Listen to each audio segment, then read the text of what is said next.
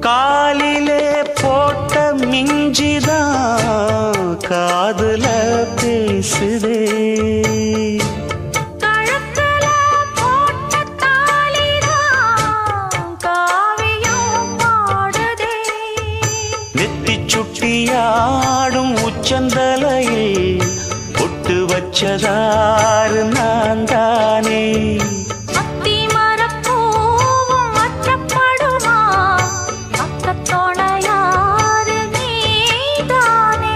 ஆசை பேச்சில் பாதி மூச்சில் லேசாதேகம் சூடு.